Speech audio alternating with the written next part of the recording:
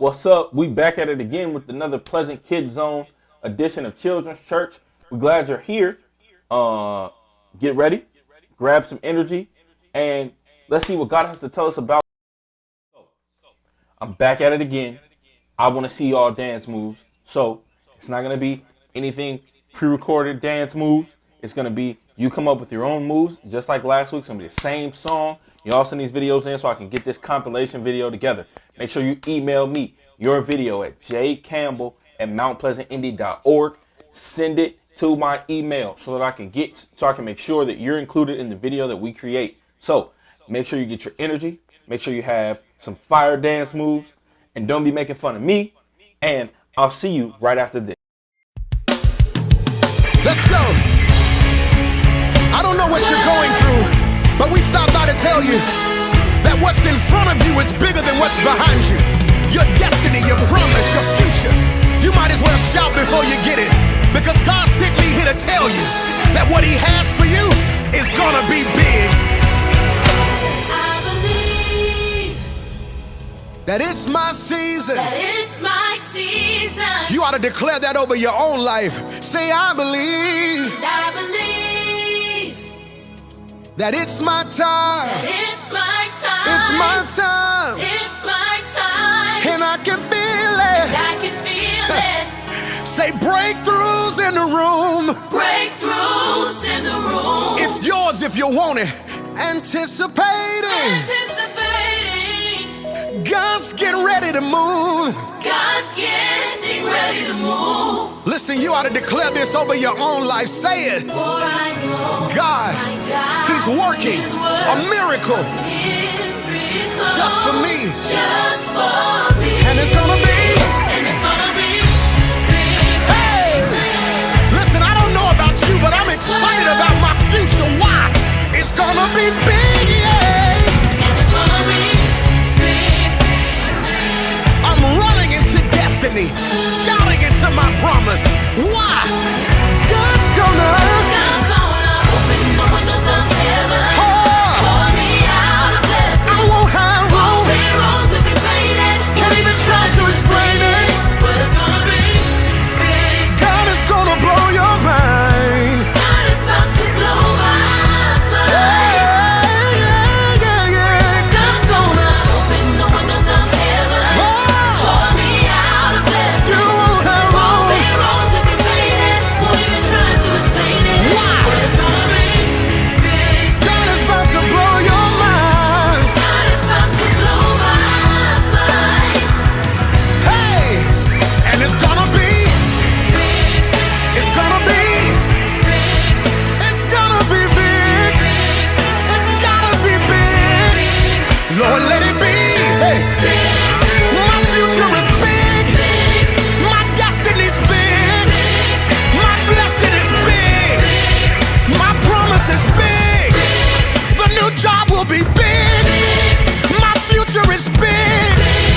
Lord, let it be big. And it's gonna be. Hey, God is about to blow your mind. blow my mind. God's gonna. God's gonna open the windows of heaven. He's gonna pour. Pour me out a blessing. I won't have room. Won't be room to contain it. Won't even try to explain it. Why? But it's gonna be big. God's about to blow your mind. God is about to blow my mind. God bless you. It's gonna be. And it's gonna be big. Oh, I know y'all have some fire dance moves to come with that. So make sure you email them to me at jcampbell@mountpleasantindy.org, or you can text them to me, or you can DM me on, you can inbox me on Facebook. I want to see your videos. All right. So I want to know, first of all, do any of you believe that song, that God can do something big or amazing in your life? If not, I'm going to show you something today where God did something big and something amazing in somebody's life who wasn't even a Christian to start out. All right, let's learn about it. Well, I'm sure you're probably wondering, Pastor Jay, how is God going to heal a man who's not a Christian? Why would God do that? Well, one, it's because God loves all of us. We're all children of God. So even when we stray away from God, God still loves us enough to take care of us, even when we're making our own mistakes. But that's not the lesson that we're going to learn today. We're going to learn about a man named Naaman. I'm not going to get too in depth in his story. I'm going to allow you to watch the video to learn about it, but I want you to go ahead and grab the memory verse that we're going to learn, and I want you to hold on to this week. The memory verse is from Psalms 103, verses 2 and 3, and it just simply says this: Bless the Lord, O my soul, who forgives all your iniquity, who heals all your diseases. So that says what? Bless the Lord, O my soul, who forgives all your iniquity, who heals all your diseases. Let's say that one last time because I really want you to hold on to that and believe it. Bless the Lord, O my soul, who forgives all your iniquity, who heals all your diseases. Because God is more than capable of healing our diseases, healing our bodies, healing our situations, healing our broken hearts, healing our finances, healing our bad grades, healing our dirty rooms. God is more than capable of doing those things for us. But here's what I want you to learn is that the blessings of God come when we simply obey his instructions. So in order for us to be blessed by God, in order for God to be able to heal us, in order for God to elevate us, in order for God to do something big in our lives, we have to first obey his simple instructions. And sometimes those instructions may seem so simple that they might not be believable. And I'm sure you're probably wondering, what does that mean? How can an instruction be so simple that I might not believe it? Well, tune in here and you're going to see something amazing that came from something so simple. In the land of Syria there lived a mighty man of valor by the name of Naaman. He was a strong warrior that commanded the Syrian army. Naaman fought many battles and was a courageous man, but one thing made him vulnerable. He was a leper. Leprosy was a terrible and painful skin disease. The disease began slowly, but it would eventually turn him into a disfigured, ugly, and infected man. In those days, lepers were outcasts and lived in their own colonies. No person wanted to come in contact with a leper. In Naaman's house, there lived a little girl from Israel. The Syrians had taken her from Israel to be a household slave. One day she spoke with Naaman's wife and told her of a prophet who lived in Israel that could heal Naaman's leprosy. When Naaman heard this, he immediately set out to get permission from the king of Syria to embark on a long journey to the land of Israel. He wanted to find that prophet and ask for healing. In the meantime, the king of Syria wrote a letter in which he asked the king of Israel for permission to heal Naaman. When the king of Israel read the letter, he was confused and suspected foul play. When the prophet Elisha heard of the news, he corrected the king and asked that Naaman be sent to him. And so it happened. When Naaman arrived at Elisha's house, a servant came out to meet him. Naaman was angry, since he thought Elisha would welcome him in person. The servant then spoke to Naaman. "Here is what Elisha says. Go to the Jordan River and wash off 7 times. Your leprosy will be healed." Naaman wasn't so sure about this trick. Besides, how could the Jordan River help him? Why come all the way to Israel when there are rivers in Syria? Naaman's servants rushed to his side and begged him to obey the word of the prophet. Naaman swallowed his pride and went to the Jordan River to do exactly as Elisha commanded. There in the Jordan River he washed 7 times, and after the 7th time, a miraculous wonder took place. It happened exactly as Elisha foretold. God's power came over Naaman and healed him. Because of his faith, he believed, and because he believed, he was healed. Naaman went to thank Elisha and declared that there was indeed no other God than the God of Israel. Naaman wanted to give gifts to Elisha, but he refused. So Elisha's servant ran after Naaman, lied about being told to receive the gifts so he could get them. When Elisha saw this, he cursed the servant and his descendants with leprosy, and immediately the servant went away, covered with sores. Wow, what a powerful story of a man who was not a Christian, who was enslaving Christians, and one of his slaves turns out to know somebody that'll save his life. Wow, that's amazing. So, what do we learn? That Naaman was not a Christian. Naaman was initially not a good man. And then Naaman got sick. And the sickness that he had, called leprosy, was tearing apart his body so bad that he had to be shunned away. He had to be hidden, and was stuck on his bed. And that he sent the letter. That letter got wrote off to another letter. And eventually Naaman was on the road to get his healing.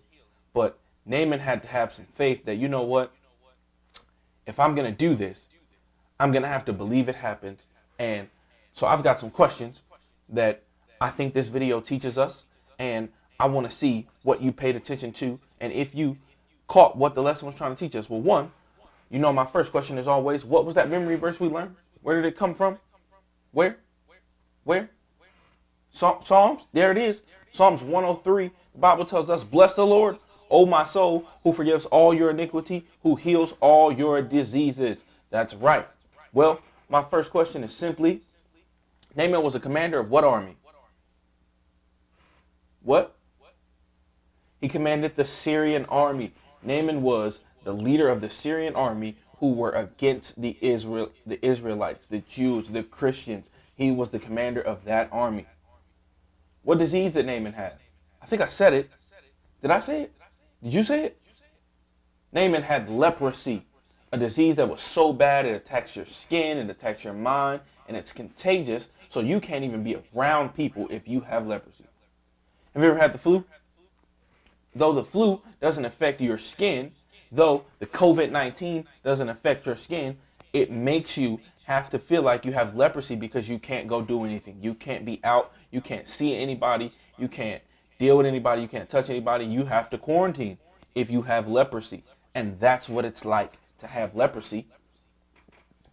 And servant girl, where was she from? I think I said it. I think you said it.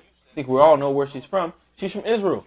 She was a slave. She was a Christian who was grabbed by the Syrian army and was forced to be a slave. Who was Naaman going to ask to heal him? Who? Okay, I hear you saying names. Yeah, but what was he? What was he? He was a prophet. He was looking for a prophet in Israel to heal him. That's right. How would you react if someone asked you to make them an ocean?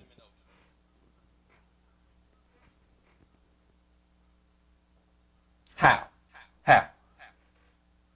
Exactly. We all react the same way. How am I going to make you an ocean? How can I create you an ocean? Where am I going to put it? Then what? But how am I going to get all that water? How am I going to bring sand? How am I going to do all these things? How would you react? You'd be like, impossible. Can't do it. Exactly. So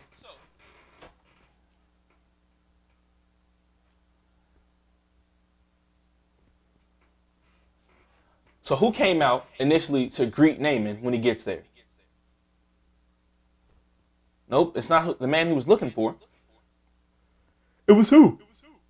It was one of the servants. One of Elisha's servants came out to greet Naaman. And Naaman was a little confused by this because he assumed that Elisha would come out. But Elisha doesn't have to come out for him to greet Naaman, because Naaman is trying to get healed, and it's not the person that's going to heal him, it's God that's going to heal him. And that's what the lesson is going to reveal to us. So how many times did Elisha say that Naaman needed to wash in the Jordan River? Just once? No. 3 times? Huh? Well, you know, third time's not always the charm. Naaman was told to wash in the river 7 times.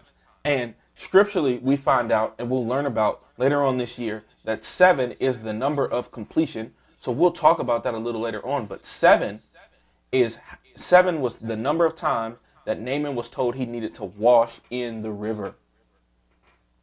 Now, if someone told you that tying your shoe with a double knot will make you be the fastest runner in the world, would you be angry? Would you believe him? How would you feel? I know I'd be like, nah. No way. You're not about to tell me that if I double knot my shoe, I'll be the fastest person in the world. But I would try it. I would try it. Would you try it? I'm definitely gonna try it. So what else? What happened after Naaman washed for the 7th time in the river? What happened? He was healed. Naaman was healed because he followed the simple instructions of, you know what? I came all this way. I believe that it can be done. Even though I have to do something so simple, I'm going to do it, and I'm going to have the faith in my mind that if I do this, I'll be healed. So he was healed because he followed those simple instructions and he believed that it could happen from it. If someone told you making $1 million would be as simple as spinning in a circle 7 times, would you try it? Duh. Even though it sounds slow, even if I don't do it right there in front of them, when I go home, I might spin around 7 times to see if I can get $1 million. And I'm going to believe it in my heart because I want to win $1 million. What did Naaman declare after he was healed? What did he declare? He declared that there was no other God than the God of Israel. That's right. Once Naaman got healed and he had his faith, he realized, you know what?